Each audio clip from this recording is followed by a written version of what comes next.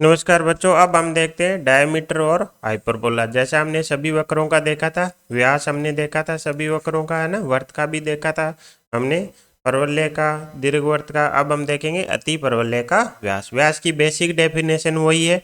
हमें क्या लेनी है? एक एम प्रवणता की समांतर जीवाओं का निकाय लेना है और उनके मध्य बिंदुओं को जो मिलाने वाली रेखा होगी वो हमारी क्या कहलाएगी? व्यास कहलाएगी। या फिर समांतर जीवाओं के निकाय को क्या करें? समद्विभाजित करने वाली रेखा हमारी क्या कहलाएगी? व्यास कहलाएगी।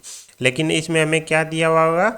उस जो समांतर निकाय की जीवा का निकाय है उसकी प्रवणता दी गई होगी। ये समांतर है तो सबकी प्रवणता क्या होगी? सेम होगी। तो हम क्या करेंगे? हम एक जीवा ले लेंगे और उसका क्या ले लेंगे? मध्य बिंदु ले लेंगे। अब इसका हम क्या निकालेंगे? बिंदु पथ निकाल लेंगे। इस तरीके से निकालेंगे कि इसकी रेखा की प्रवणता क्या आ जाए? एम आ जाए। ठीक है। तो हमें पता है अगर बिंदु अपने को दिया हो क्या? मध्य बिंदु, तो हम क्या निकाल सकते हैं? जीवा निकाल सकते हैं। क्या निकल के आती है जीवा की समीकरण? टी बराबर S1 आती है। टी हमारा क्या हो जाएगा? HX divided by A square minus K Y divided by B square minus 1। S1 क्या आ जाएगा? H square divided by A square minus K square divided by B square minus 1। ये कैंसिल आउट हो गया। यहाँ से अगर हम देखें तो के वाई अपॉन बी स्क्वेयर को एक तरफ रख लेते हैं तो इधर आ जाएगा H x upon A square. ये पूरा दूसरी साइड चला जाएगा जो कि हमारे कांस्टेंट की तरह काम करेगा। अब हमें तो क्या चाहिए? इसकी प्रवणता चाहिए। तो प्रवणता निकाल लेते हैं। प्रवणता कितनी आ जाएगी? H upon A square into ये क्या है? बी स्क्वेयर अपॉन के इधर से चला जाएगा। इसको क्या करना है? वाई बराबर एम एक्स प्लस सी की फॉर्म में कन्वर्ट कर लेना है। तो के अपॉन बी स्क्वेयर से इधर डिवाइड कर देंगे तो H upon A square multiply में आ जाएगा बी स्क्वेयर अपॉन के, यानी B square H upon A square के क्या आ गई? प्रवणता वो आ गई। किसकी? जिसका मध्य बिंदु क्या है? एच कोमा के। लेकिन हमें क्वेश्चन में क्या दिया गया? हमारे समांतर जीवा का जो निकाय है उसकी प्रवणता क्या है? एम। तो एम बराबर हम क्या रख देंगे? एम बराबर हम रख देंगे हमारी ये जो आया है B square H upon A square के। एम बराबर आ जाएगा B square H upon A square के। एच और के में समीकरण आ गई और यही हमें चाहिए थी। अब हम क्या करेंगे? एच को एक्स से और के को वाई से रिप्लेस कर देना है। तो एम बराबर B square X upon A square Y, या फिर y बराबर B square divided by A square into M into X. ये किसकी समीकरण आ गई? हमारे व्यास की समीकरण आ गई। किसके व्यास की? अति परवलय के व्यास की, जिसकी समांतर जीव किस जीवाओं के संगत है? जिनकी प्रवणता क्या है? एम है। हमें पता है कि हम इसमें अनंत क्या कह सकते हैं? जीवाएं खींच सकते हैं अलग अलग प्रवणताओं की। और प्रत्येक प्रवणता के जो निकाय होगा, समांतर जीवाओं का निकाय होगा, उनके लिए क्या आएंगे? व्यास आएंगे। तो कितने व्यास हो सकते हैं? ऐसे इनफाइनाइट व्यास हो सकते हैं। लेकिन एक दिए गए फिक्स प्रवणता वाला अगर निकाय दे दिया समांतर जीवाओं का तो उसके लिए तो क्या आएगा? एक ही व्यास आएगा, उसकी समीकरण ये आएगी। अगर हम ध्यान से देखें तो ये कहाँ से गुजर रहा है? ये एक रेखा आ गई जो कहाँ से गुजर रही है? 0,0 से। इसका मतलब अति परवलय का जो व्यास है वो कहाँ से गुजरेगा? अति परवलय के केंद्र से गुजरेगा। क्यों? 0,0 क्या है? इसका केंद्र भी है। अगर आपको याद हो तो हमारा दीर्घवृत्त में क्या आया था? Minus B square divided by A square M into X आया था व्यास निकल के। हमें पता है दीर्घवृत्त से हमें अति परवलय में जाना हो तो बी स्क्वायर को किससे रिप्लेस कर देना है? माइनस बी स्क्वायर से। तो ऐसे आप दोनों समीकरणों को आपस में लिंक करके भी याद रख सकते हो। अगर ये याद नहीं रहे तो बेसिक डेफिनेशन हमें याद रहनी चाहिए। हमें क्या करना है? समांतर जीवाओं की प्रवणता दी होगी, हम क्या निकाल लेंगे? जीवा की समीकरण निकाल लेंगे। जीवा की समीकरण निकालेंगे जिसका मध्य बिंदु क्या है? एच कोमा के, और उसकी वहां से प्रवणता निकाल के एम के बराबर कर देंगे। वहां से एच के में समीकरण आएगी और वही क्या हो जाएगा? बिंदु एच के कोमा का लोकस हो जाएगा। ठीक है। अब व्यास के बाद देखते हैं ये क्या है? एसिम्पटोट। एसिम्पटोट जिसे हम बोलते हैं अनंत संपर्शी भी बोलते हैं, ये हमारे सिर्फ किस में पढ़ते हैं? हम हाइपरबोला में पढ़ते हैं। इससे पहले ऐसा कोई टॉपिक हमारे आया नहीं। तो ये हाइपरबोला का अपना स्पेसिफिक टॉपिक है, अनंत संपर्शी। इसने क्या दिया है कि ये क्या है? रेखाएं X square upon A square minus Y square upon B square. ये हमें क्या दे दी? दो रेखाओं की जॉइंट इक्वेशन दे दी, L1 L2 बराबर 0। अर्थात y बराबर plus minus B upon A x. हमारे अति परवलय की क्या होती है? अनंत स्पर्शी होती है। अति परवलय हमारा कौन सा ले रहे हैं हम? स्टैंडर्ड वाला, X square upon A square minus Y square upon B square बराबर 1। ठीक है, ये इक्वेशन यहीं से निकल के आ गई है। इसको हम क्या लिख सकते हैं, ए स्क्वायर माइनस बी स्क्वायर वाला फॉर्मूला लगा सकते हैं यहाँ पे। तो इसको हम क्या लिख पाएंगे कि X upon A minus Y upon B into X upon A plus Y upon B बराबर 0। तो एक इक्वेशन क्या आ जाएगी, एक्स अपॉन ए बराबर वाई अपॉन बी, दूसरी आ जाएगी एक्स अपॉन ए बराबर वाई माइनस का वाई अपॉन बी। यानी यहाँ से क्या आ गया, वाई बराबर बी अपॉन ए एक्स, यहाँ से आ गया वाई बराबर माइनस का बी अपॉन ए एक्स। तो क्या लिख सकते हैं, वाई बराबर plus minus B upon A X. तो ये समीकरण देख के हमें पता चल गया सबसे पहले तो ये क्या है, दो रेखाओं की समीकरण है। इसका मतलब अनंत स्पर्शी हमारी होती क्या है, रेखाएं होती हैं जो कि हमारे वक्र को क्या कर रही होंगी, अनंत पे स्पर्श कर रही होंगी। और अतिपरवलय की, एक अतिपरवलय की कितनी अनंत स्पर्शी होती हैं, दो अनंत स्पर्शी या एसिम्प्टोट होते हैं। ठीक है, तो ये बेसिक चीज है कि अनंत स्पर्शी होती है हमारी क्या है, स्ट्रेट लाइंस होती हैं। और कितनी होंगी, अगर हम बोले नंबर ऑफ स्ट्रेट लाइन बोले तो दो होंगी। उनकी इक्वेशन L1 इंटू L2 बराबर 0 से क्या निकाल सकते हैं, जॉइंट इक्वेशन निकाल सकते हैं। अब ये इक्वेशन कैसे आई वो हम देख लेते हैं। तो सबसे पहले हमें पता चल गया कि हमें क्या करेगी, अनंत पे स्पर्श करेगी। तो कुछ आपका डायग्राम ऐसा आएगा, और जैसे एक बार समीकरण आ जाएगा तो देखेंगे हम, तो ऐसे जा रही होगी और एक जा रही होगी ऐसे। तो इधर आगे कहाँ जाके स्पर्श करेगी, अनंत पे, इधर कहाँ जाके स्पर्श करेगी, माइनस अनंत पे। यानी अगर हम एक रेखा ले लें y बराबर एम एक्स प्लस सी, हम बोलते हैं कि ये हमारे इस अति परवलय की क्या है, अनंत स्पर्शी। तो इसका मतलब इनको दोनों को सोल्व करेंगे आपस में, तो क्या आएगा हमारे पास, इनके प्रतिच्छेद बिंदु। तो वो क्या आने चाहिए, इन्फिनिटी आने चाहिए। यानी अगर मैं इसे x में एक द्विघात समीकरण बना लूँ, X square upon A square, Y की जगह रख देंगे क्या, M X plus C divided by B square बराबर 1। ये क्या आ गई, x में एक क्वाड्रेटिक इक्वेशन आ गई। तो इसके मूल क्या होने चाहिए, प्लस इन्फिनिटी और माइनस इन्फिनिटी। यानी इधर प्लस इन्फिनिटी की साइड टच करना चाहिए और इधर माइनस इन्फिनिटी की ओर टच करनी चाहिए, है ना। तब ये क्या बन जाएगी, हमारी अनंत स्पर्शी बन जाएगी। तो हमें एक चीज़ अब यहाँ पे और समझने की बात है कि अगर हमारे पास कोई द्विघात समीकरण है a1x² plus b1x plus c1 बराबर 0, इसके मूल हमें क्या चाहिए, प्लस माइनस इन्फिनिटी। तो उसकी क्या कंडीशन होती है कि b1 और a1 आपके क्या बन जाए, 0, और c1 क्या हो, नॉट इक्वस टू 0। सबसे पहले तो क्या होता है कि x के गुणांक को क्या करना होता है, 0। जैसे ही b1 को 0 किया, हमारे पास समीकरण बचेगी a1x² प्लस c1 बराबर 0। यहाँ से x की वैल्यू क्या आ जाएगी, माइनस का c1 डिवाइडेड बाई a1। अब हमें x को क्या बनाना है, इन्फिनिटी।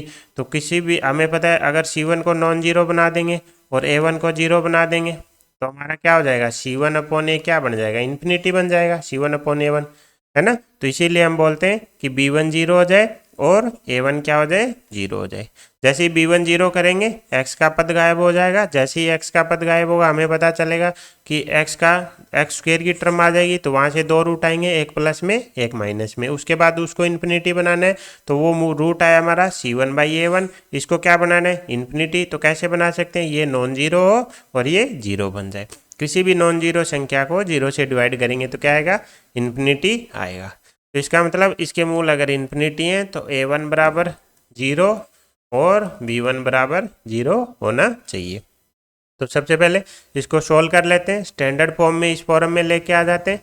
तो हमारे पास क्या है, X square upon A square, है ना, X square upon A square minus M X plus C का whole square divided by B square बराबर 1। ये हो जाएगा बी स्क्वायर एक्स स्क्वायर, यहाँ से हमारा क्या आ जाएगा, ए स्क्वायर इधर आ जाएगा, एम एक्स प्लस सी को ओपन करेंगे तो M square X square plus C square plus 2mc(x) बराबर में आ जाएगा ए स्क्वायर बी स्क्वायर। हमने कुछ नहीं किया, ए स्क्वायर बी स्क्वायर एलसीएम ले लिया और एम एक्स प्लस सी के होल स्क्वायर को ओपन कर दिया। अब हम क्या करते हैं, एक्स स्क्वायर की टर्म एक जगह कर लेते हैं। तो यहाँ से क्या आ जाएगा, बी स्क्वायर, यहाँ से क्या आ जाएगा, माइनस का ए स्क्वायर एम स्क्वायर। फिर हम एक्स की टर्म एक जगह कर लेते हैं। तो एक्स की टर्म है माइनस 2mc(x) इंटू ए स्क्वायर, यानी 2mc ए स्क्वायर और फिर क्या बचेगा, एक कांस्टेंट, तो माइनस ए स्क्वायर सी स्क्वायर माइनस ए स्क्वायर बी स्क्वायर बराबर 0। ये आ गई हमारी किसमें, स्टैंडर्ड फॉर्म में, a1x square plus b1x plus c1 बराबर 0। जहाँ पे a1 की वैल्यू क्या होगी हमारी, बी स्क्वायर माइनस ए स्क्वायर एम स्क्वायर बराबर 0। तो इसको अगर सोल्व करेंगे तो हमारे पास क्या आ जाएगी, m बराबर प्लस माइनस बी अपॉन ए, दो वैल्यू आ जाएंगी। जैसे ही दो प्रवणताएं आई, हमें पता चल गया y बराबर एम एक्स प्लस सी से क्या आ जाएंगी, दो रेखाएं आ जाएंगी, है ना। उसी प्रकार b1 बराबर 0 करेंगे तो b1 की वैल्यू क्या है, 2mc इंटू ए स्क्वायर बराबर 0। अब हमें पता है प्रवणता को हम 0 नहीं कर सकते, प्रवणता ही 0 कर दी तो x x के समांतर रेखा क्या हो जाएगी हमारी, अनुप्रस्थ x के समांतर रेखा। तो उस केस में तो वो उसको क्या कर देगी, प्रतिच्छेद कर देगी, जबकि हम बोल रहे थे कि वो स्पर्श रेखा होनी चाहिए, अनंत पे मिलनी चाहिए, है ना। उसके अलावा ए को नहीं 0 कर सकते, क्योंकि ए को 0 ही कर दिया तो हमारी क्या होगी, अनुप्रस्थ अक्ष की लंबाई 0 होगी, तो उस केस में हमारा क्या है, अतिपरवलय नहीं बचेगा। तो यहाँ से क्या बचा, एक ही चांस बचता है कि सी क्या हो जाए, आपका 0 हो जाए।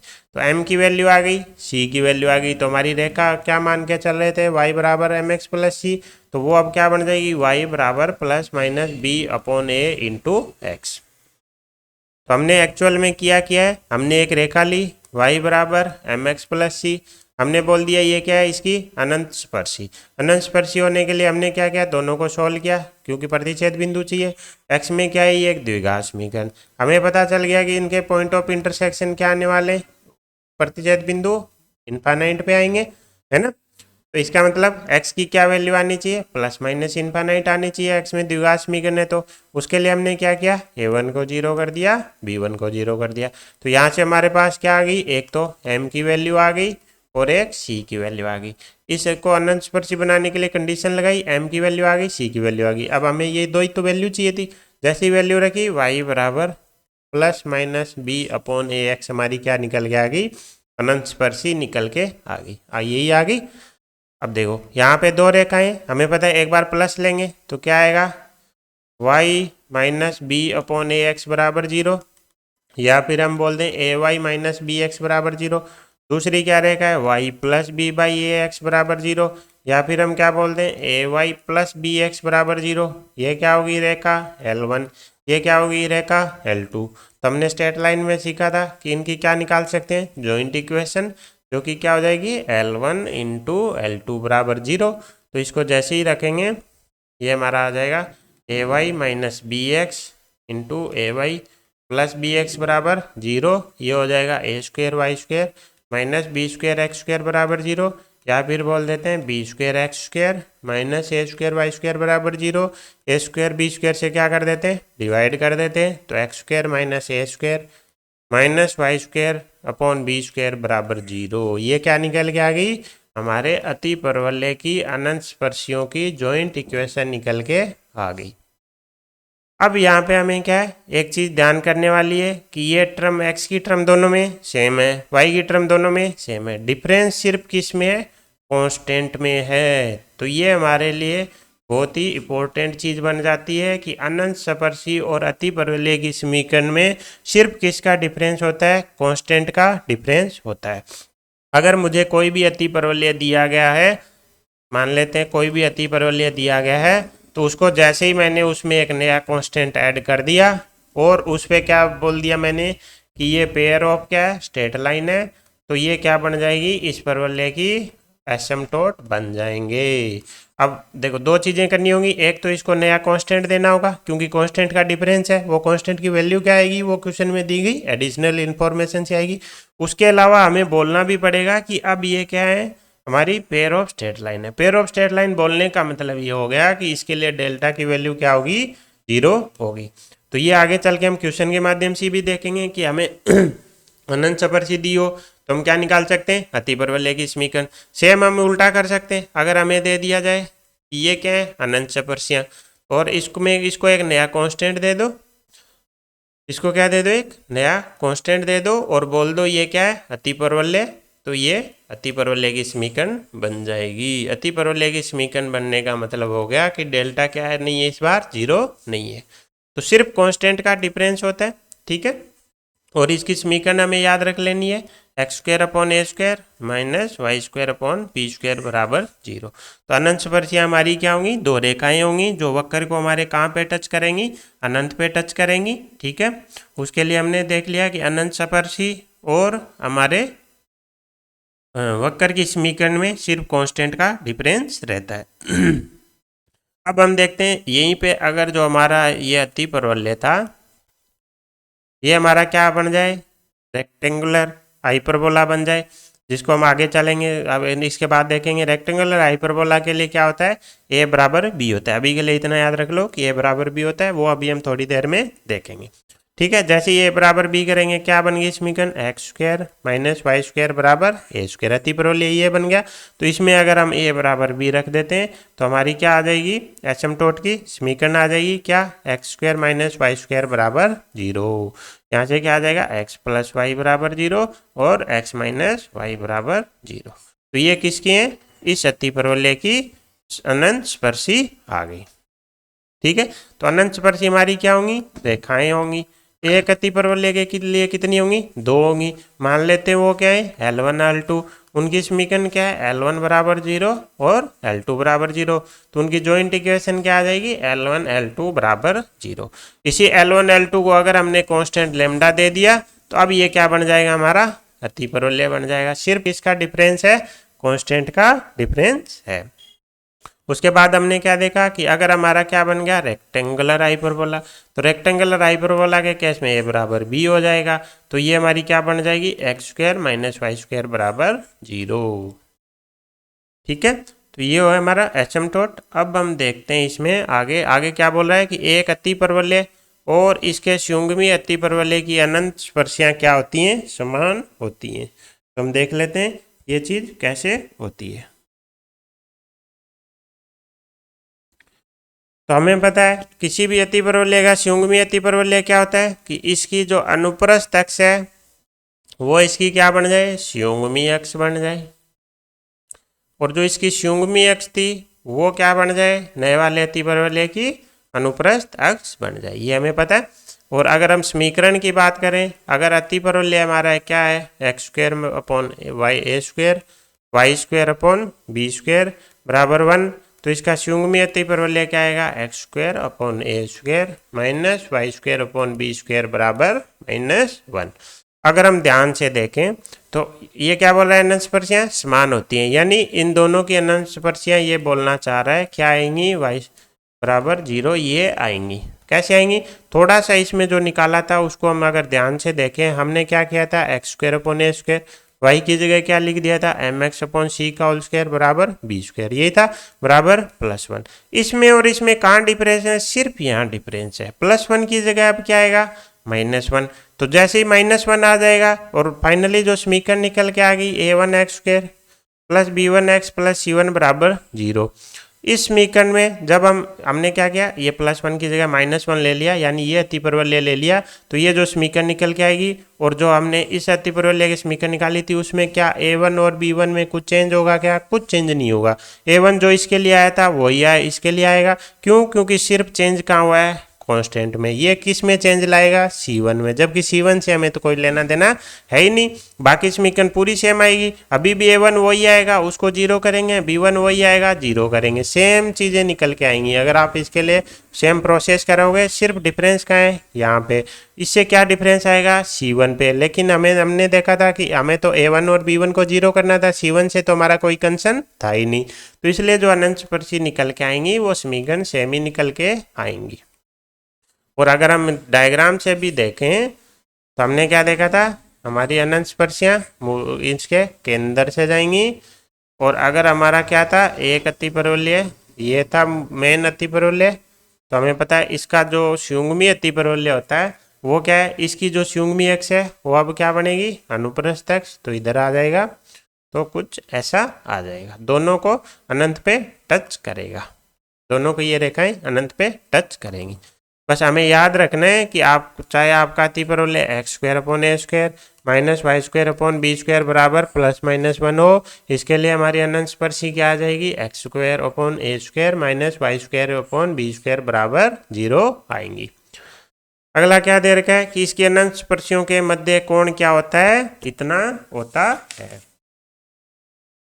तो इनके अनंत स्पर्शियों के मध्य कोण देख लेते हैं। अब देखो सबसे पहले हमें पता है इनकी अनंत स्पर्शियां क्या आई थी, X square upon A square minus Y square upon B square बराबर 0, या फिर हम क्या बोल दें वाई बराबर plus minus B upon A x. अब अगर हम इनको बनाएं तो हमारा क्या बनेंगी, ये मूल बिंदु से जाने वाली दो रेखाएं हैं ऐसे, और दूसरी रेखा ऐसे।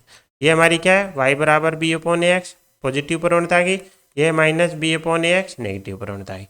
हमें क्या चाहिए, ये एंगल एल्फा चाहिए। हमें पता है किसी भी रेखा द्वारा एक्स एक्स की धनात्मक दिशा के साथ बनाया गया कोण ये अगर थीटा है तो इस रेखा की प्रवणता अगर एम मान रहा हूँ मैं, तो एम बराबर हम क्या लिख सकते हैं, टेन थीटा लिख सकते हैं, क्योंकि ये रेखा L1 है मान लो, और इसके ने एक्स एक्स की धनात्मक दिशा के साथ कितना कोण बना रखा है, थीटा बना रखा है, और इसका प्रवणता क्या है एम, तो एम बराबर टेन थीटा आ जाएगा।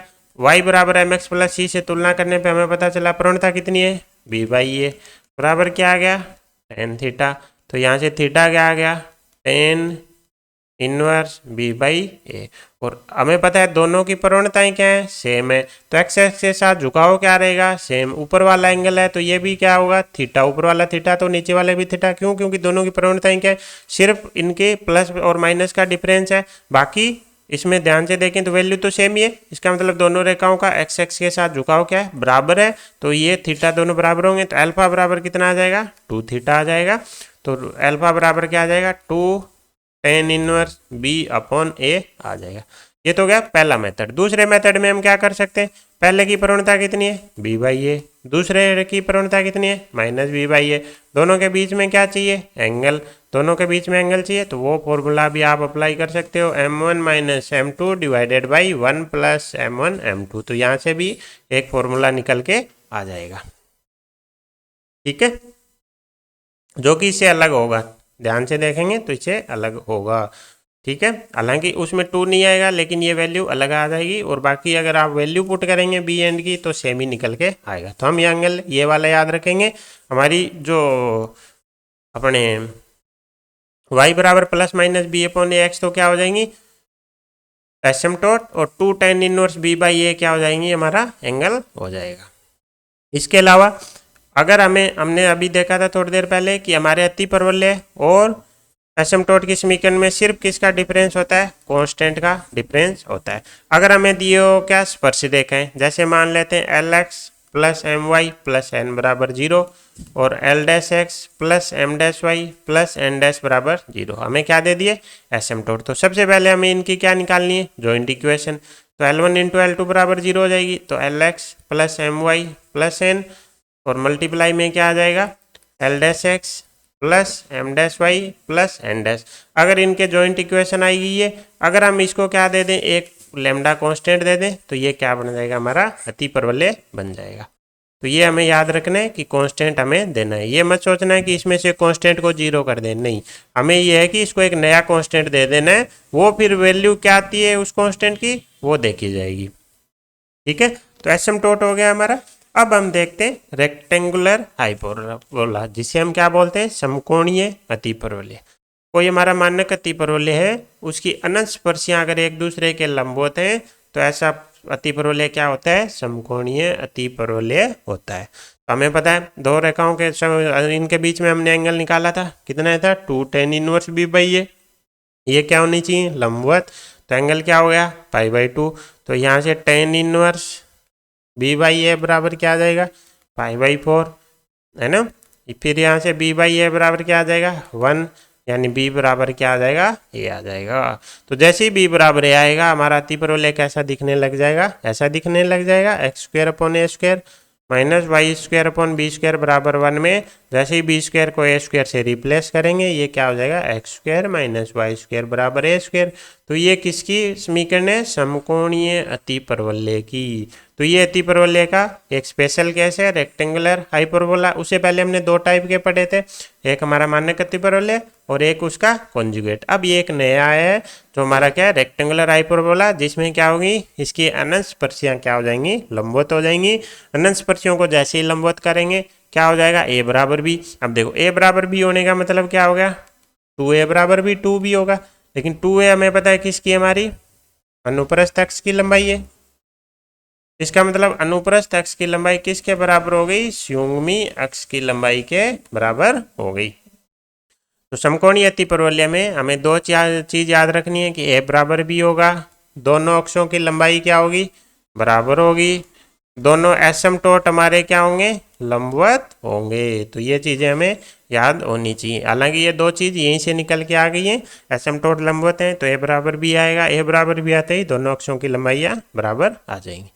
जैसे ये आ गया, अब हम क्या निकाल सकते हैं, उसकी उत्केंद्रता निकाल सकते हैं। उत्केंद्रता क्या होती है, 1 प्लस संयुग्मी एक्स डिवाइडेड बाई अनुप्रस्थ एक्स का होल स्क्वायर। अब हमें पता है ये दोनों बराबर है तो ये रेशियो क्या आ जाएगा, 1 आ जाएगा। तो और 1 का स्क्वायर 1 यानी ई स्क्वायर बराबर 2, तो ई बराबर क्या आ जाएगा, √2 आ जाएगा। तो समकोणीय अतिपरवलय के लिए उत्केंद्रता की वैल्यू क्या होती है, फिक्स होती है। जैसे ई की वैल्यू आ गई, नाभि हमें पता है क्या होती है, प्लस माइनस ए ई कोमा 0, तो वो क्या हो जाएगी, प्लस माइनस √2 ए कोमा 0। शीर्ष हमारे वही रहेंगे, उसमें कोई डिफरेंस आएगा नहीं। नियता हमारी क्या थी, नियता हमारी थी x बराबर plus minus A divided by E, तो ये हो जाएगा plus minus A divided by √2। अगर हमें चाहिए क्या, नाभिलंब, नाभिलंब हमारा क्या है था, 2b² अपॉन ए, तो b बराबर a कर देंगे तो ये क्या बचेगा, 2a बच जाएगा। तो यहाँ पे ये एक और नई चीज सीखने को मिली कि नाभिलंब की भी लंबाई किसके बराबर हो जाएगी, अनुप्रस्थ अक्ष की लंबाई के बराबर या फिर संयुग्मी अक्ष की लंबाई के बराबर। तो नाभिलंब, अनुप्रस्थ अक्ष और संयुग्मी अक्ष तीनों क्या होंगे, बराबर होंगे।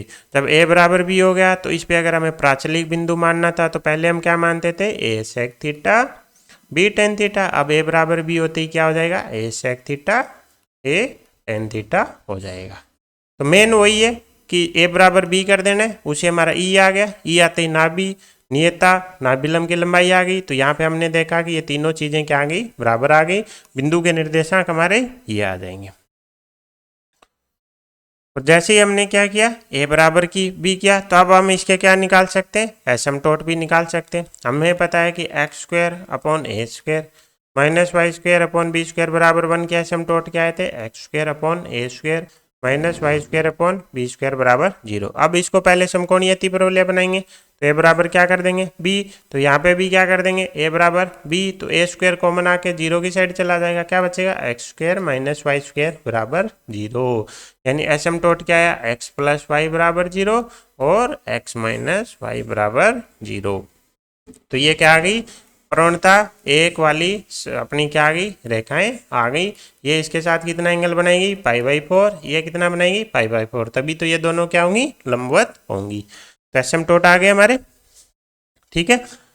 तो ये था हमारा समकोणीय अतिपरवलय। बस एक चीज याद रखनी है, क्या, उससे बाकी सारी आ जाएंगी कि जो एंगल है उनके बीच में वो क्या कर दो, π/2। जैसे ही π/2 किया, a बराबर क्या गया, b, a बराबर b आते ई बराबर क्या गया, √2। फिर यहाँ से क्या आ गया, संयुग्मी अक्ष की लंबाई किसके बराबर आ गई, अनुप्रस्थ अक्ष, और इन दोनों की लंबाई किसके बराबर भी आएगी, नाभिलंब के बराबर भी आएगी। और a बराबर b करते ही एसिम्पटोट क्या आ गए, x² माइनस y² बराबर 0, ठीक है।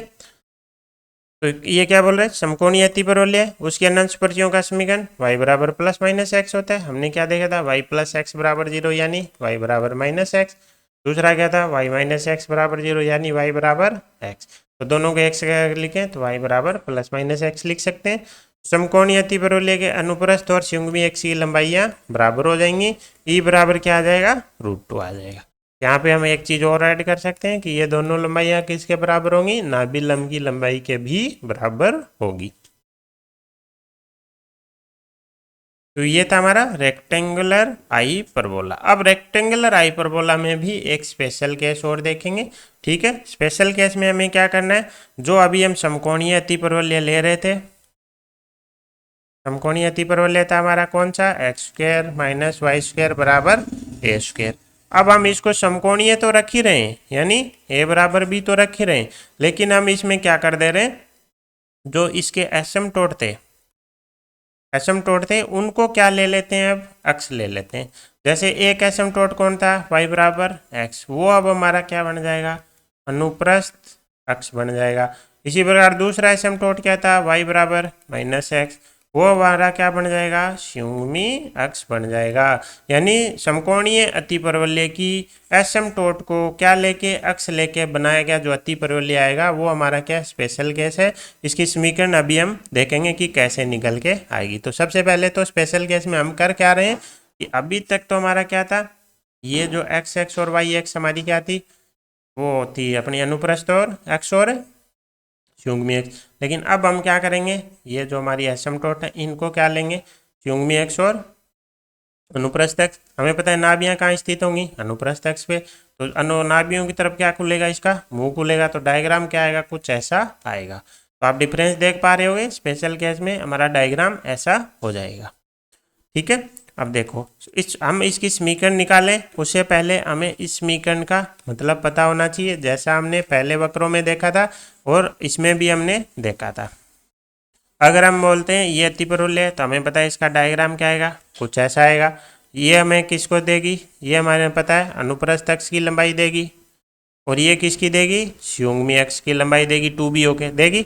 और हम क्या बोलते थे, इसको जीरो करने से, अनुप्रस्थ के ऊपर वाले को जीरो करने से किसकी समीकरण आएगी, संयुग्मी अक्ष की समीकरण। तो संयुग्मी अक्ष की समीकरण क्या है, x बराबर 0, ये क्या है y बराबर 0।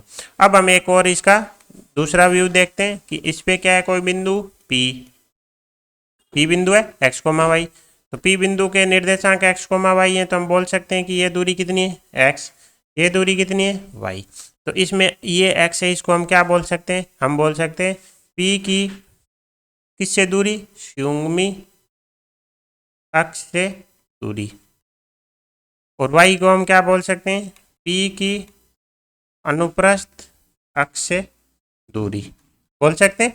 वही है, नीचे अगर अनुप्रस्थ अक्ष है तो ऊपर किससे दूरी लेनी है, संयुग्मी अक्ष से। नीचे संयुग्मी अक्ष है तो ऊपर किससे दूरी लेनी है, अनुप्रस्थ अक्ष से।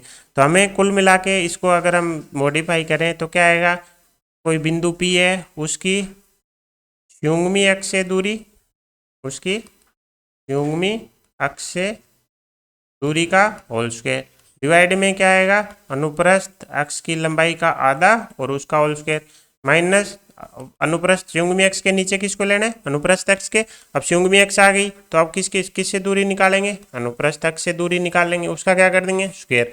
ऊपर अनुप्रस्थ अक्ष तो नीचे कौन आएगा, संयुग्मी अक्ष। तो संयुग्मी अक्ष की लंबाई का आधा और उसका होल स्क्वायर बराबर 1, ऐसा हम बोल सकते हैं। अब हम बात करते हैं हमारे स्पेशल केस की। लेकिन स्पेशल केस में हम तो अनुप्रस्थ अक्ष बराबर क्या ले चुके हैं, संयुग्मी अक्ष ले चुके हैं बराबर 2a।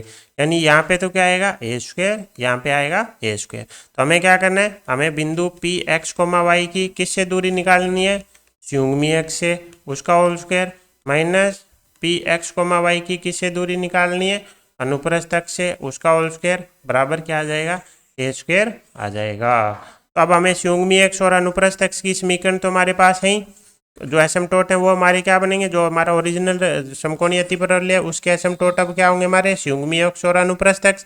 तो हमारे पास संयुग्मी अक्ष और अनुप्रस्थ अक्ष हैं तो उनसे क्या निकाल लेते हैं, दूरियां निकालनी है। तो एक तरीके से अगर हम डायग्राम बनाने की कोशिश करें तो ये कुछ ऐसा बनेगा, ये हमारे एसिम्प्टोट हो गए जो कि 90 डिग्री पे है, और अब हमारी ये एक अनुप्रस्थ अक्ष हो गई, ये अब हमारी कौन है, अनुप्रस्थ अक्ष, जो कि क्या है y बराबर x, और y बराबर माइनस एक्स हमारी क्या है, संयुग्मी अक्ष है। इस पे कोई बिंदु क्या लेना है, p लेना है, x कोमा y, या फिर h कोमा k ले लेते हैं। ठीक है, बाद में h k को उससे रिप्लेस कर देंगे। अब क्या करना है, दोनों अक्षों से लंबवत दूरियां लेनी है। अब देखो h की बात करें तो वो हमारा क्या है, ये है, लेकिन हमें तो क्या चाहिए, संयुग्मी अक्ष से लंबवत दूरी। तो ये संयुग्मी अक्ष है, इससे लंबवत दूरी क्या हो जाएगी, ये हो जाएगी, ये संयुग्मी अक्ष से लंबवत दूरी होगी। मान लेते हैं ये होगी अनुप्रस्थ अक्ष से लंबवत दूरी, मान लेते हैं ये d1 है, ये d2 है। अब सबसे पहले d1 निकाल लेते हैं। d1 क्या है, बिंदु h कोमा k की y बराबर x से लंबवत दूरी, या फिर इसको क्या लिख दें, x माइनस वाई बराबर 0 से लंबवत दूरी। तो d1 क्या आ जाएगी, मापांक h माइनस के डिवाइडेड बाई √2 आ जाएगी, किसी भी रेखा से बिंदु की लंबवत दूरी। इसी प्रकार d2 हमारी क्या है, h कोमा k की दूरी है किससे, x प्लस वाई बराबर 0 से। तो d2 हमारी क्या आ जाएगी, h प्लस के डिवाइडेड बाई √2। अब हमें पता है कि इन दोनों दूरियों के वर्गों का डिफरेंस लेना है और उसको क्या कर देंगे ए स्क्वायर के बराबर कर देंगे, यानी d2 square minus d1 square बराबर क्या आ जाएगा ए स्क्वायर। जैसे d2 का स्क्वायर करेंगे हमारे पास क्या आ जाएगा h प्लस के का whole square divided by 2 h minus K का होल स्क्वायर डिवाइडेड बाई 2 बराबर ए स्क्वायर। तो इसको जैसे ही ओपन करेंगे ये आएगा एच स्क्वायर प्लस के स्क्वायर प्लस 2kh, इधर आएगा माइनस एच स्क्वायर माइनस के स्क्वायर प्लस 2kh डिवाइड में 2 है वो इधर चला जाएगा। तो एच स्क्वायर से एच स्क्वायर गया, के स्क्वायर से के स्क्वायर गया, क्या आ गया 4kh बराबर 2a स्क्वायर या फिर kh बराबर ए स्क्वायर बाई 2, जिसे हम एक नया कांस्टेंट दे देते हैं क्या c, इसको नया कांस्टेंट दे देते हैं सी स्क्वायर। ठीक है, अब एच के को एक्स से रिप्लेस कर देते हैं तो एक्स वाई बराबर सी स्क्वायर। ये क्या आ गया हमारा स्पेशल केस आ गया किसका, रेक्टेंगुलर हाइपरबोला का। स्पेशल केस में देखो यहाँ पे एक तो ये इंपॉर्टेंट चीज़ है कि समीकरण को हम कैसे लिख सकते हैं। हमने ये चीज़ सेम दीर्घवृत्त और हमने परवलय में भी देखी थी कि अगर हम डायग्राम बनाएं तो हम यहाँ पे एक्स को क्या बोल सकते हैं कि बिंदु की युग्मी अक्ष से लंबवत दूरी, वाई को क्या बोल सकते हैं बिंदु की अपने किससे दूरी, अनुप्रस्थ अक्ष से दूरी, और ऊपर जिस अक्ष से दूरी ले रहे नीचे उसका अपोजिट आएगा, है ना। तो ऐसे लिख सकते हैं। तो हमारे केस में क्या था, अब युग्मी अक्ष और अनुप्रस्थ अक्ष कौन थे, ये वाले थे। अब बिंदु ले लिया, इनसे इनकी दूरियां ले ली और ए बराबर भी था, इसलिए ये दूरियां बराबर, ये क्या होंगे दोनों स्क्वायर बराबर होके इधर आ गए। तोल गया एक्स वाई बराबर क्या आ गया सी स्क्वायर, हमारा क्या आ गया स्पेशल केस आ गया किसका, हाइपरबोला का। तो हमें क्या याद रखना है, एक्स वाई बराबर सी स्क्वायर। इसमें क्या है हमारी अनुप्रस्थ अक्ष और अनुप्रस्थ अक्ष कौन है, वाई बराबर एक्स, और युग्मी अक्ष कौन है, वाई बराबर माइनस एक्स। ये चीज़ हमें याद रखनी है। और ये आज भी ये भी क्या है रेक्टेंगुलर हाइपरबोला है, इसके एसिम्प्टोट के बीच में भी आज भी क्या है 90 डिग्री है। अब यहाँ पे ध्यान रखने वाली बात है, अब हमारी जो एक्स एक्स और वाई एक्स थी ना, वो अब इसकी क्या बन जाएंगी, एसिम्प्टोट बन जाएंगी। जैसे उसकी ये क्या थी अनुप्रस्थ अक्ष और युग्मी अक्ष, जो हमारा मूल परवलय था उसकी ये क्या थी अनुप्रस्थ और युग्मी अक्ष, लेकिन इसके एसिम्प्टोट क्या बन गए अब अनुप्रस्थ अक्ष और युग्मी अक्ष, तो ये क्या बन जाएंगे एसिम्प्टोट बन जाएंगे, जो कि इसको इन्फिनिटी पे टच करेंगे और दोनों लंबवत भी हैं। तो ये आज भी समकोणीय अतिपरवलय है, लेकिन इसकी अनुप्रस्थ और युग्मी अक्ष कौन है, y बराबर x और y बराबर माइनस एक्स, और इसकी समीकरण हमें याद रखनी है एक्स वाई बराबर सी स्क्वायर आएगी। ठीक है, अब अगर हमें इस पे कभी कोई बिंदु मानना पड़ गया पैरामीट्रिक कोऑर्डिनेट, तो याद रख लेना x बराबर सी टी मानेंगे और y बराबर सी अपॉन टी। जैसे ही इसको x इंटू वाई करेंगे सी इंटू टी इंटू सी अपॉन टी क्या आ जाएगा सी स्क्वायर आ जाएगा। तो सी टी कॉमा सी अपॉन टी क्या है हमारे दिए गए अतिपरवलय को संतुष्ट कर रहा है, इसलिए ये उसका क्या कहलाएंगे पैरामीट्रिक कोऑर्डिनेट बन जाएंगे। ठीक है, अब हम इससे रिलेटेड जैसे कॉर्ड हो गई, टेंजेंट हो गया, नॉर्मल हो गया, उनकी समीकरण देख लेते हैं जल्दी जल्दी। किसके लिए, जो हमारा स्पेशल केस है हाइपरबोला का रेक्टेंगुलर वाले का, एक्स वाई बराबर सी स्क्वायर के लिए देखेंगे अब सारी चीज़ें। ठीक है, इसकी हमने अनुप्रस्थ अक्ष देख ली, युग्मी अक्ष देख ली, उसके अलावा हमारी क्या आ गई एक्स एक्स, अब क्या एक्स एक्सेस क्या बन जाएंगी हमारी, क्या बन जाएंगे इसके एसिम्प्टोट बन जाएंगे। अब देखो इस पे बिंदु, अब देखो T1 बोल रहा है, इसका मतलब बिंदु क्या हो गया सी T1 C by T1। T2 बोल रहा है, इसका मतलब बिंदु क्या हो गया सी T2 सी बाई T2। उनको मिलाने वाली जीवा का बोल रहा है ये समीकरण आएगा। पहली बात तो हमें याद नहीं रखना है कि ये समीकरण होगी, हमें इसका प्रोसेस याद रखना है। अब हमें क्या चाहिए, इनको मिलाने वाली जीवा यानी इन बिंदुओं को मिलाने वाली रेखा चाहिए। कोई भी अगर रेखा की समीकरण चाहिए तो हमें दो चीज़ें चाहिए, प्रवणता और बिंदु। बिंदु इनमें से कोई भी एक उठा लेंगे, जैसे y माइनस सी टी, ये वाला बिंदु ले लिया तो y minus T divided by T1 बराबर m into X minus C T1 क्या हो जाएगी जीवा की समीकरण हो जाएगी। लेकिन इसमें अभी कौन फंसा हुआ है m, तो हमें क्या है जीवा पे दो बिंदु दे रखे हैं रेखा पे, तो बिंदु दे रखे हैं तो क्या आ जाएगी m की वैल्यू आ जाएगी y2 minus y1 divided by x2 minus x1। y2 बराबर क्या है c by T2 minus C by T1 C T2 minus C T1। तो ऊपर आएगा T1 माइनस T2, एलसीएम लेते ही ये T1 T2 नीचे चला जाएगा, नीचे T2 माइनस T1, तो ये कैंसिल होके -1/T1 T2 क्या आ जाएगी, प्रवणता आ जाएगी। प्रवणता आ गई, प्रवणता की वैल्यू उसमें रख देते हैं। तो y minus C T one बराबर -1/T1 T2 into X minus C T two. अब T1 T2 को इधर मल्टीप्लाई कर देते हैं। जैसे T1 T2 को मल्टीप्लाई करेंगे, T1 T2y minus C T two बराबर -x प्लस ये यहाँ पे T1 है ना, x minus C T one plus C T one. तो x इधर आ जाएगा, x प्लस T1 T2y बराबर जाके c कॉमन आके क्या बचेगा, T1 प्लस T2। वही समीकरण आ गई। तो हमें क्या करना है, बस प्रोसेस याद रखना है।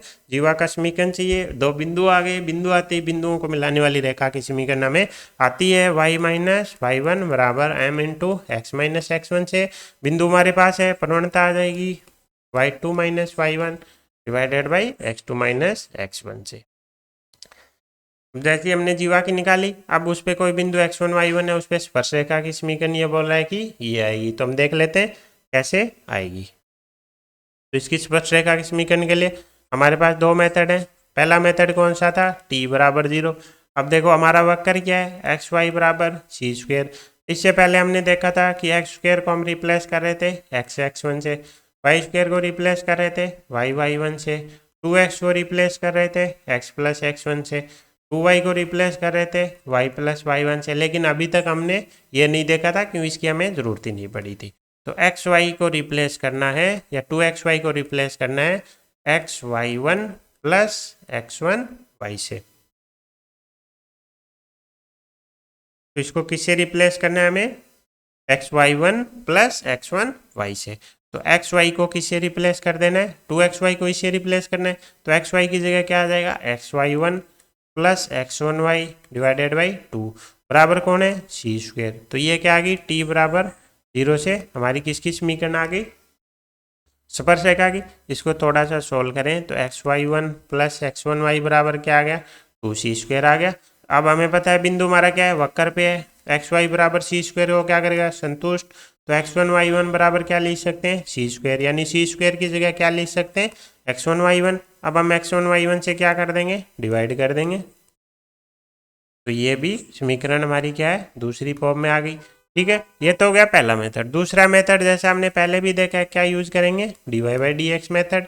तो एक्स वाई माइनस सी स्क्वायर बराबर 0 का क्या कर देते हैं, अवकलन कर देते हैं। तो एक्स वाई में हमें पता है यू डॉट वी का मेथड लगेगा। तो एक्स को कॉन्स्टेंट रखा, वाई का किया, फिर प्लस वाई को कॉन्स्टेंट लिया, एक्स का किया, सी स्क्वायर का 0 बराबर 0। तो यहाँ से अगर हम देखें तो dy बाई डी एक्स बराबर क्या आ जाएगा, माइनस का y बाई एक्स। प्रवणता चाहिए तो बिंदु रख देंगे x1 y1। तो प्रवणता क्या आ गई, माइनस y1 अपॉन x1। अब x1 कॉमा y1 से गुजरने वाली और इस प्रवणता की रेखा की समीकरण क्या हो जाएगी, y माइनस y1 बराबर m की जगह minus y1 upon x1 into X minus x1 आ जाएगा। इसको सोल्व कर लेते हैं, x1y माइनस x1 y1 बराबर xy1 प्लस x1 y1। ये आ जाएगा xy1 प्लस x1y बराबर 2x1 y1। x1 y1 से डिवाइड कर देंगे तो वही समीकरण निकल के आ जाएगी। तो जो आपको आसान लगे वो मेथड आप याद रख सकते हो। अब इसी को अगर हमें चाहिए किस रूप में, प्राचलिक फॉर्म में। जैसी प्राचलिक की बात की तो जो हमारे कार्टेशियन कोऑर्डिनेट थे बिंदु के, उसको क्या मान लेंगे हम, सी टी और सी अपॉन टी। तो जो हमें समीकरण निकाल लिए X upon x1 plus Y upon y1 बराबर 2, इसमें ये वैल्यू रख देते हैं। x1 की जगह क्या आ जाएगा, c इंटू टी, y1 की जगह क्या आ जाएगा, c अपॉन टी। तो ये बन जाएगा वाई टी अपॉन सी बराबर 2। तो यहाँ से आ जाएगा x upon T plus T Y बराबर 2c। तो ये किस फॉर्म में आ जाएगी, कार्टेशियन फॉर्म में आ जाएगी।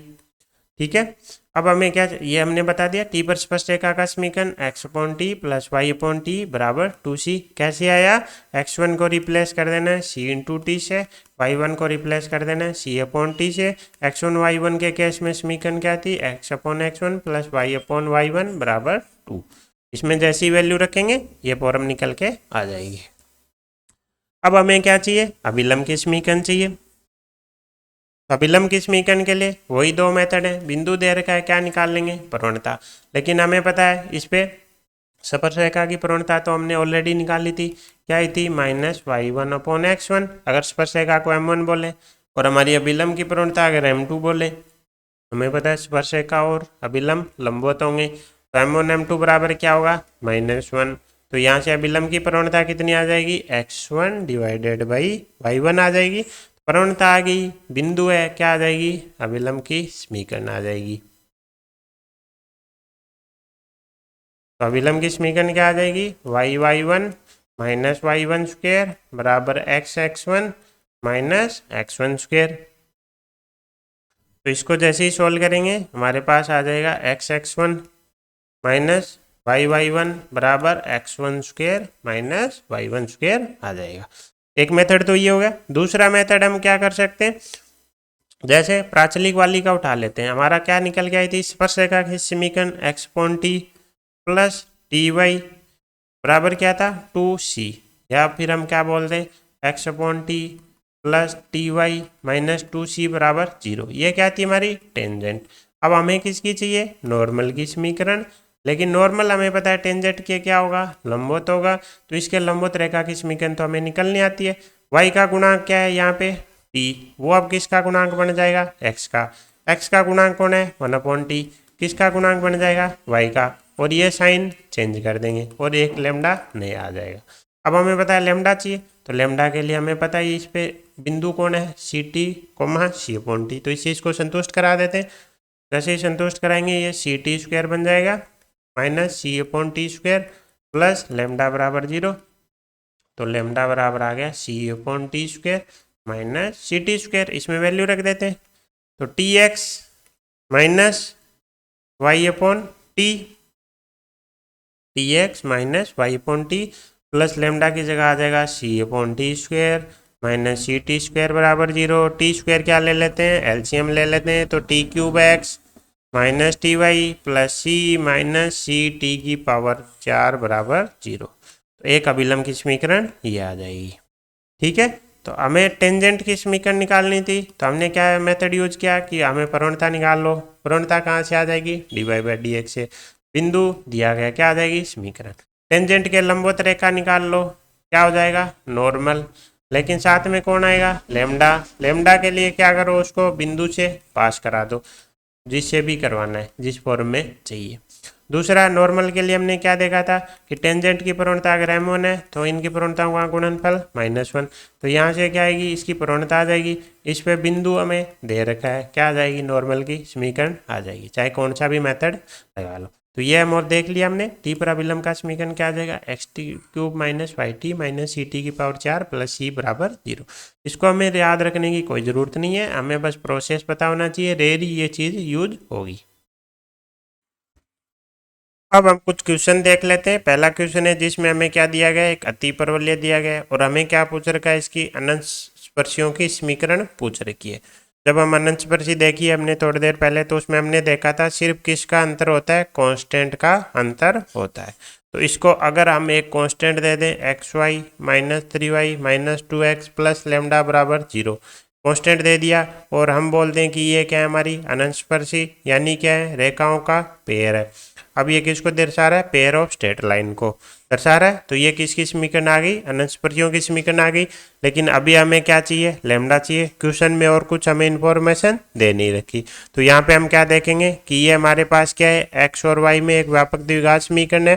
ठीक है, ax square plus by square plus 2hxy plus 2gx plus 2fy plus c बराबर 0 वाली है। हमें पता है ये रेखा पेयर ऑफ स्ट्रेट लाइन को कब दर्शाती है, जब इसका डेल्टा क्या आ जाए, 0 आ जाए। तो इन दोनों में क्या कर लेते हैं, तुलना कर लेते हैं। तुलना करेंगे तो a और b तो हमारे क्या है, 0 है, क्यों, एक्स स्क्वेयर और वाई स्क्वेयर के गुणांक है ही नहीं। एक्स वाई के गुणांक 1 है, तो h की वैल्यू कितनी आ जाएगी, 1/2। x का गुणांक कितना है, -1, सॉरी g की वैल्यू कितनी आ जाएगी, -1। f की वैल्यू कितनी आ जाएगी, -3/2, और c की वैल्यू आ जाएगी लेमडा। सारी वैल्यू आ गई। अब इसका क्या निकाल लेते हैं, डेल्टा। डेल्टा हमें याद है, इसके विकर्ण में क्या बनने थे, ABC। फिर इधर से शुरू करना था, F G H भर देने थे, फिर इसको सम्मित बना देना था, तो यहाँ H आ जाएगा। यहाँ जी आ जाएगा, यहाँ एफ आ जाएगा। इसकी वैल्यू हमें क्या करनी है, 0 करनी है। जैसे ही 0 करेंगे क्या आ जाएगा हमारे पास, डेल्टा निकल के आ जाएगा। तो ए की वैल्यू 0 है हमारे पास, एच की वैल्यू 1/2, जी की वैल्यू -1, तो यहाँ भी 1/2, 0, एफ की वैल्यू -3/2, तो यहाँ माइनस का 1, यहाँ -1, -3/2 और लेमडा आ जाएगा। अब हम किसी भी, जैसे अपने ओपन कर देते हैं, जैसे फर्स्ट रो के सापेक्ष ओपन कर देते हैं, तो प्लस माइनस प्लस साइन आएगा, तो 0 वाली टर्म तो क्या बन जाएगी, 0 ही बन जाएगी। क्या आएगा, -1/2, जब इससे क्या कर रहे होंगे तो क्या आ जाएगा, λ/2 और माइनस का 3/2, फिर -1 इंटू क्या आएगा, माइनस का 3/2 और 0 बराबर क्या करना है, 0। डिटर्मिनेंट को ओपन कर दिया हमने, फर्स्ट रो के सापेक्ष ओपन कर दिया, साइन लगा लिए, ये टर्म 0 बन जाएगी, 1/2 इंटू ये 1/2 लेमडा से माइनस इनका आ जाएगा, और जब -1 को ले रहे होंगे तो 1/2 इंटू ये और -1 इंटू 0 आ जाएगा। अब इसको जैसे ही सोल्व करेंगे ये आ जाएगा हमारे पास -λ/4 और +3/4 और +3/4 बराबर 0। यहाँ से आ गया लेमडा बराबर 6। जैसे ही लेमडा की वैल्यू आ गई इसमें पुट कर देंगे, हमारे पास क्या आ जाएंगी, अनस्पर्शियों की समीकरण आ जाएगी। तो हमने क्या किया, हमने हमारी बेसिक प्रॉपर्टी यूज की कि अति परवलय में और उसकी अनस्पर्शियों की स्पर्शी में सिर्फ किसका डिफरेंस होता है, कांस्टेंट का, यानी इसको एक कांस्टेंट दे देंगे तो ये क्या बनने के लिए तैयार है, अनस्पर्शियों के समीकरण के लिए तैयार है। और जब भी हमने बोल दिया अनस्पर्शियां, हमें पता है 2 रेखाएं होती हैं, तो ये किसको दर्शा रहा है, पेयर ऑफ स्ट्रेट लाइन को, पेयर ऑफ स्ट्रेट लाइन को दर्शा रहा है, और एक्स वाई में क्या है, व्यापक द्विघात समीकरण है, तो हमें पता है इसका डेल्टा क्या होना चाहिए, 0। तो वहां से क्या आ जाएगा, हमारा लेमडा आ जाएगा, लेमडा आते ही हमारी क्या आ जाएंगी, अनस्पर्शियों की समीकरण आ जाएगी। अगले क्वेश्चन में हमें क्या दे रखा है कि एक क्या है, अति परवलय, ओके, एक अति परवलय दे रखा है, ठीक है, उसका केंद्र क्या दे रखा है, 1,2 दे रखा है, आगे क्या बोल रहा है कि इसकी अनस्पर्शियां हैं वो इन रेखाओं के क्या है, समांतर हैं। तो सबसे पहले अनस्पर्शियां निकाल लेते हैं। पहली रेखा क्या दे रखी है, 2x + 3y = 0, इसके क्या लेनी है, पैरेलल लाइन लेनी है। पैरेलल लाइन क्या हो जाएगी, 2x + 3y + लेमडा बराबर 0, ये हमारी क्या बन जाएगी, पहली अनस्पर्शी यानी एसिम्प्टोट बन जाएगा। उसी प्रकार दूसरी किसके, 3x + 2y = 0, 3x + 2y = 0 के क्या है, पैरेलल लाइन लेनी है, क्या आ जाएगी, 3x + 2y + μ = 0। ये दोनों हमारी क्या बन गई, अनस्पर्शी। अब क्वेश्चन वाले ने क्या दे रखा है, केंद्र, केंद्र देती है हमारे दिमाग में, हमें यहाँ से क्या पता चला कि हमें लेमडा चाहिए और म्यू चाहिए, और इधर हमें क्या दिखा, केंद्र, तो उससे हमें पता चल, हमें याद आ जाना चाहिए कि हमारी अनस्पर्शियां कहाँ से गुजरती हैं, अति परवलय के केंद्र से गुजरती हैं, यानी 1,2 क्या होगा, इन रेखाओं पे स्थित होगा, तो इनको क्या करेगा, संतुष्ट करेगा। तो इसको संतुष्ट करा देते हैं, जैसे पहली लाइन को संतुष्ट कराए तो 2 + 6 + लेमडा बराबर 0, तो यहाँ से लेमडा की वैल्यू आ गई -8। जैसे ही दूसरी रेखा को संतुष्ट कराएंगे 3 + 4 + μ = 0, यहाँ से आ गई म्यू की वैल्यू -7। जैसे ही लेमडा और म्यू की वैल्यू आ गई, हमारी अनस्पर्शियां क्या बन गई, 2x + 3y - 8 = 0 और 3x + 2y - 7 = 0। अब चलते हैं आगे। आगे क्वेश्चन में हमें क्या दे रखा है, यहाँ तक हमारी बात हो गई कि अनस्पर्शियां इन रेखाओं के समांतर है, केंद्र दिया उसे पास कराया, आ गई। ये क्या बोल रहा है, अति परवलय क्या है, इस बिंदु से गुजरे, तो प्रदर्शित करो कि अति परवलय की समीकरण क्या होगी, ये होगी। तो हमारे पास जब कुल मिला के हमें क्या पूछ रखी है, अनस्पर्शियों की समीकरण आ गई, हमें क्या चाहिए, अति परवलय की समीकरण चाहिए। हमें पता है अगर अनस्पर्शियों की, अब क्या निकाल लेंगे, पहले जॉइंट इक्वेशन निकाल लेंगे। जॉइंट इक्वेशन क्या होगी, L1 L2 = 0, तो ये क्या हो जाएगा, 2x + 3y - 8 into 3x + 2y - 7 = 0। जब हमारे पास अनस्पर्शियों की क्या दे रखी हो, समीकरण दे रखी हो, तो हम क्या निकाल सकते हैं, अति परवलय की समीकरण। कैसे, उसको एक क्या दे देना है, कांस्टेंट दे देना है। क्या हमने देखा था, सिर्फ एक कांस्टेंट का डिफरेंस है, तो इसमें क्या कर देंगे, एक कांस्टेंट इंट्रोड्यूस कर देते हैं, +k = 0। ये किसकी समीकरण आ गई, हमारे अति परवलय की। लेकिन अभी हमारे पास हमें क्या चाहिए, k की वैल्यू। इसके लिए क्वेश्चन वाले ने क्या बोला है, जो अति परवलय है वो क्या है, 5,3 से गुजरेगा, यानी 5,3 इस अति परवलय पे स्थित है तो इसको संतुष्ट करेगा। तो 5,3 से इसको संतुष्ट करा देंगे। तो जैसे ही 5,3 इसमें रखेंगे ये क्या बन जाएगा हमारा 2x बोले तो 10 प्लस 3y बोले तो 9 माइनस 8 इंटू 3x तो 15 प्लस 2y तो 6 माइनस 7 प्लस k बराबर 0। ये हमारा हो गया 11 इंटू 14 प्लस k बराबर 0। यहाँ से k की वैल्यू आ जाएगी माइनस का 154। तो ये वैल्यू अब क्या करेंगे हम इस समीकरण में रख देंगे। तो हमारा अति परवलय क्या हो जाएगा, अति परवलय हो जाएगा 2x plus 3y minus 8 into 3x plus 2y minus 7 minus 154 बराबर 0। या फिर ये 154 इधर जाएगा तो क्या बन जाएगा प्लस का बन जाएगा। क्वेश्चन वाले ने भी यही अति परवलय दे रखा है। तो अभी इन दो क्वेश्चनों में हमें क्या देखा, हमने देखा कि अगर आपके पास अनंत स्पर्शी दी गई हो तो उसमें एक कांस्टेंट दे के क्या बना देंगे अति परवलय। अति परवलय दिया हो तो उसमें एक कांस्टेंट ऐड करके क्या बना देंगे अनंत स्पर्शी। तो ये एक दूसरे में आपस में कन्वर्ट की जा सकती हैं। ठीक है, अब देखते हैं अगला क्वेश्चन। अगला क्वेश्चन क्या बोल रहा है, ये हमारा अति परवलय है। तो सबसे पहले तो क्या करते हैं इसको स्टैंडर्ड फॉर्म में कन्वर्ट कर लेते हैं। तो x square minus 2y square constant को दूसरी साइड ले जाते हैं, फिर यहाँ पे +1 या -1 बना लेते हैं। तो 2 से क्या कर देते हैं डिवाइड कर देते हैं। तो y स्क्वायर डिवाइडेड बाई 1 बराबर 1। ये हमारा क्या आ गया अति परवलय की स्टैंडर्ड फॉर्म आ गई। अब क्या बोल रहा है कि किसी बिंदु से इसकी अनंत स्पर्शियों पर इस पे कोई बिंदु लेना है अति परवलय के किसी बिंदु से। तो एक हम इस पे क्या बिंदु ले लेंगे, हमें बिंदु मानना हो तो क्या मानेंगे a sec theta b tan theta. अब a की वैल्यू हमारी कितनी है √2, b की वैल्यू कितनी है 1। तो इस पे कोई बिंदु क्या हो गया ये हो गया। अब आगे क्या बोल रहा है उस बिंदु से इसकी अनंत स्पर्शियों पर खींचे गए लंबों की लंबाई। तो अनंत स्पर्शियां क्या है रेखा है, बिंदु हमारे पास है। अब क्या करना है उनसे हमें क्या लेनी है लंबवत दूरियां लेनी है और फिर उनका क्या लेना है गुणनफल। तो इसके लिए हमें क्या चाहिए रेखा की समीकरण चाहिए। तो रेखा की समीकरण मतलब हमें क्या चाहिए अनंत स्पर्शियां चाहिए। तो सबसे पहले हम इसकी अनंत स्पर्शियां हमें निकालनी आती है। हमारी स्टैंडर्ड था X square minus Y square upon B square बराबर 1 की क्या थी अनंत स्पर्शियां, हमारी अनंत स्पर्शियां थी X square upon A square minus Y square upon B square बराबर 0। तो इस अति परवलय की अनंत स्पर्शियां हो जाएंगी X square upon 2 minus Y square 1 upon 1 बराबर 0। यहाँ से क्या आ जाएगा X square minus 2y square बराबर 0। इसको हम किसकी तरह देख सकते हैं ए स्क्वायर माइनस बी स्क्वायर की तरह। तो ए स्क्वायर माइनस बी स्क्वायर की में कन्वर्ट करें तो यह बन जाएगा √2y का होल स्क्वायर। तो ये हो जाएगा x plus √2y into X minus √2y बराबर 0। ए प्लस बी इंटू ए माइनस बी। तो पहली अनंत स्पर्शी क्या होगी x प्लस √2y बराबर 0। दूसरी अनंत स्पर्शी क्या है x माइनस √2y बराबर 0। ये अनंत स्पर्शी आ गई। बिंदु हमारा क्या है √2 sec थीटा और tan थीटा। इसकी क्या करना है इसे लंबवत दूरी निकालनी है। ये किसने क्वेश्चन में क्या बोला है पर खींचे गए लंबों की लंबाई, इसका इस पे लंब खींचना है उसकी लंबाई। इसका मतलब इस बिंदु की रेखा से क्या चाहिए लंबवत दूरी चाहिए।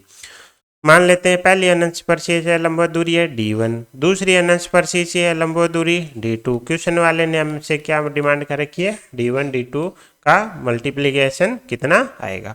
तो हमें आता ही है किसी भी बिंदु की रेखा से दूरी निकाल सकते हैं। d1 क्या हो जाएगा मापांक x की जगह क्या आ जाएगा √2 sec थीटा प्लस √2 तो है ही y की जगह tan थीटा डिवाइड में क्या आएगा ए स्क्वायर प्लस बी स्क्वायर कितना आ जाएगा √3।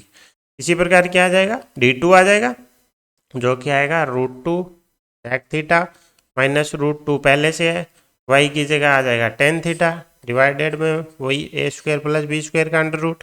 ये दोनों दूरियां आ गई। अब हमें इनका क्या कर देना है मल्टीप्लिकेशन। तो मल्टीप्लिकेशन करेंगे तो √2 sec theta minus √2 sec theta minus d1 में क्या था प्लस ले लेते हैं कोई दिक्कत नहीं है plus √2 tan theta divided by √3। इसका मल्टीप्लिकेशन करना है √2 sec theta minus √2 tan theta divided by √3 से। अब हम क्या करते हैं यहाँ से क्या पूरे में से √2 को बना जाएगा, यहाँ से √2 को बन हो जाएगा मल्टीप्लाई होके क्या बन जाएगा 2। ये √3 मल्टीप्लाई होके क्या बन जाएगा 3। यहाँ पे क्या बचेगा यहाँ बचेगा sec theta plus tan theta.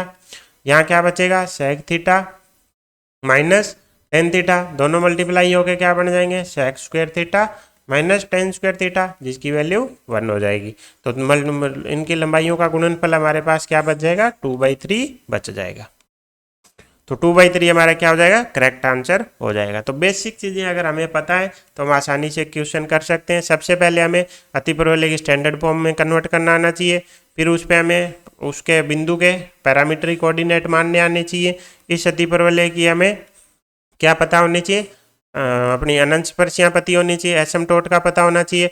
फिर इस बिंदु से लंबवत दूरी आनी चाहिए रेखा की, रेखा से किसी भी बिंदु की लंबवत दूरी का फॉर्मूला आना चाहिए। बस इतनी चीजें पता होती तो ये क्वेश्चन हमारा आसानी से हो जाता।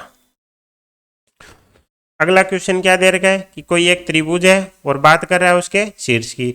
वो बोल रहा है किस पे स्थित है, आयतीय अतिपरवलय पे, आयतीय अतिपरवलय यानी रेक्टेंगुलर हाइपरबोला पे स्थित है। तो ये बोल रहा है तो सिद्ध कीजिए कि त्रिभुज का लंब के अंदर इसी अतिपरवलय पर स्थित होगा। तो आपको याद हो आयतीय अतिपरवलय हमने दो देखे थे, एक तो नॉर्मल वाला X square minus Y square बराबर ए स्क्वायर, दूसरा हमने देखा था एक्स वाई बराबर सी स्क्वायर। तो हम क्या करते हैं, इसमें से क्वेश्चन में हमें अतिपरवलय दिया नहीं है तो हम क्या करते हैं, अतिपरवलय मान लेते हैं। तो हम सबसे पहले अतिपरवलय ले लेते हैं, मानते हैं हमारा अतिपरवलय ले लेते हैं, मान लो एक्स वाई बराबर सी स्क्वायर, क्योंकि इसमें क्या है टी ए की पैरामीटर चलेगा हमारा, जबकि उसमें सेक थीटा टेन थीटा चलेगा, कॉम्प्लिकेटेड हो जाएगा। इसमें अननोन टी ए की चलेगा, कैलकुलेशन आसान हो जाएगी।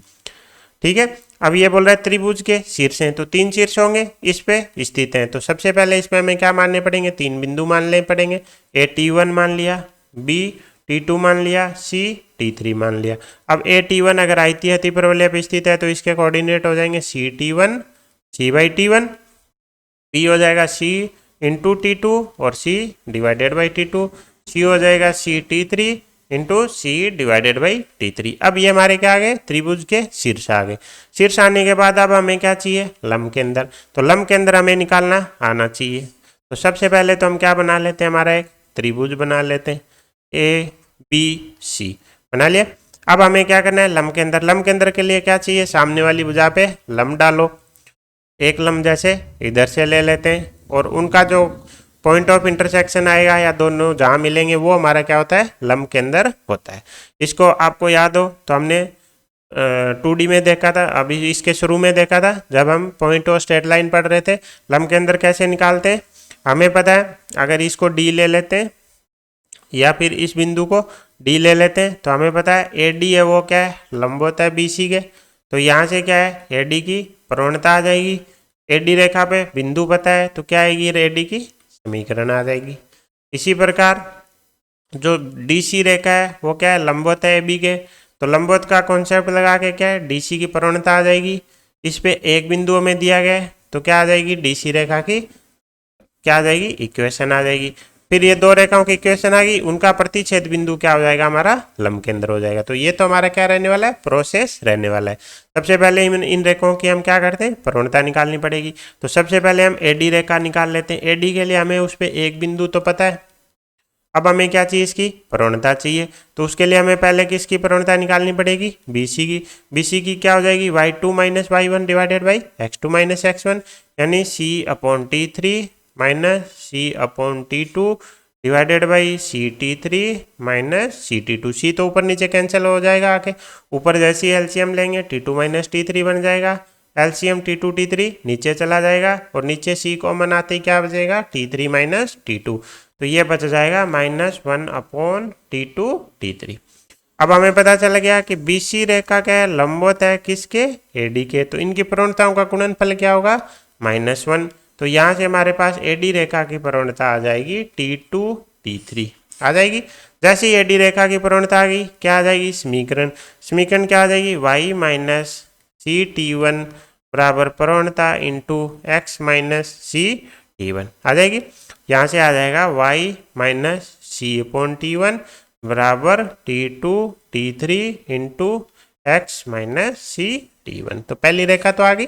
इसी प्रकार अब हमें दूसरी क्या चाहिए, CD रेखा चाहिए।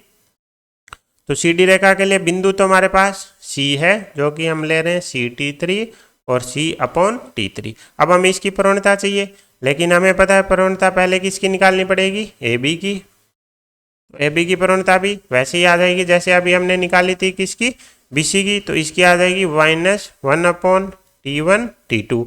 जब इसकी प्रवणता आ गई तो हमें पता है सी डी और ए बी के लंबवत हैं, प्रवणताओं का गुणनफल -1, तो सी डी की प्रवणता क्या आ जाएगी, T1 T2।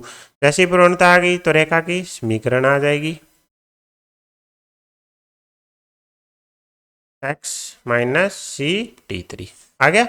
अब हमें क्या चाहिए, इन दोनों का प्रतिच्छेद बिंदु चाहिए, तो इन दोनों को मतलब सोल्व करना है। तो सबसे पहले इसमें भी y है उसमें भी y है, तो 2 - 1 कर देते हैं, या फिर एक में से दो को माइनस कर देते हैं, तो y से y तो कैंसिल हो जाएगा, c/T3 माइनस c/T1, और बराबर में बचेगा क्या हमारा T1 T2 x माइनस सी T3 माइनस हो जाएगा हमारा कितना T2 T3 x minus C T1।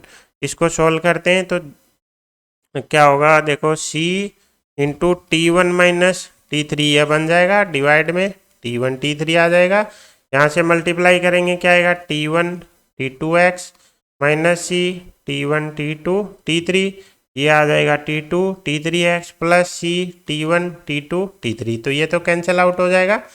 और इसमें से अगर x कॉमन ले लेते हैं तो हमारे पास अंदर क्या बच जाएगा, x कॉमन लेके T1 माइनस T2 T3 भी क्या करते हैं, कॉमन ले लेते हैं। जैसे ही कॉमन लिया T1 T2 T2, अच्छा यहाँ पे क्या कॉमन लेना पड़ेगा, इसमें और इसमें में T2 कॉमन लेना पड़ेगा, तो T2 कॉमन लेंगे, यहाँ बचेगा T1 माइनस T3 हो गया। अब ये T1 माइनस T3 कैंसिल हो जाएगा, x की वैल्यू क्या आ जाएगी, x की वैल्यू आ जाएगी c/T1 T2 T3, T1 T2 T3। तो एक कोऑर्डिनेट तो हमारे लंब के अंदर का आ गया, कितना आया, x बराबर c divided by T1 T2 T3। अब हमें क्या चाहिए, दूसरा कोऑर्डिनेट चाहिए, तो उसके लिए हम क्या कर सकते हैं,